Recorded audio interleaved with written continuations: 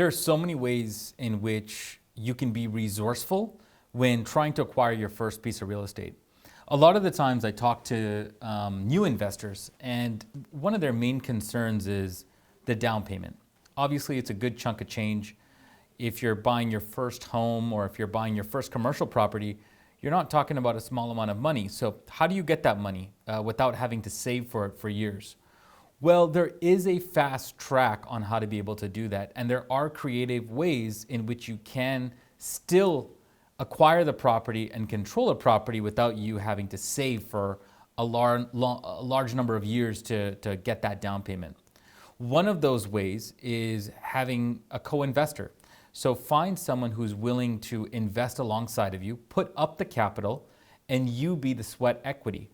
You could do the work, you could put together the deal, you could manage the deal, you could manage the tenants, and your investor's role would just be putting up the cash. They would take a percentage, most likely, let's say 75% of the equity in the deal. You would take 25%. But the great news is you've put in $0. So that is a way, as an initial investor, you can jump into the market without having to put in a lot of your own money. A lot of people will tell me, look, how do I find someone like that? No one wants to invest alongside me or in a property that I want to find. And my suggestion to them is be resourceful. Go to networking events. Go to different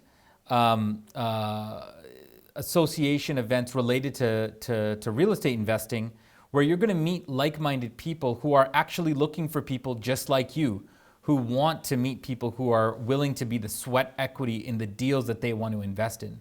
Because remember, not everyone has the time to manage their own properties. If you're a doctor, if you're a lawyer, if you're a high income earner, you might not have the full resources time-wise to really jump in and roll up your sleeves and deal with tenants. And if you can provide that help for a potential investor, the sky's the limit in terms of you being able to acquire a property.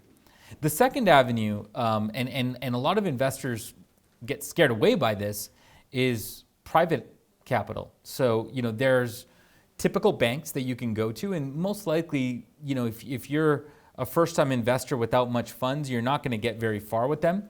But private lenders at a higher interest rate are a lot more reasonable in terms of giving you access to finance.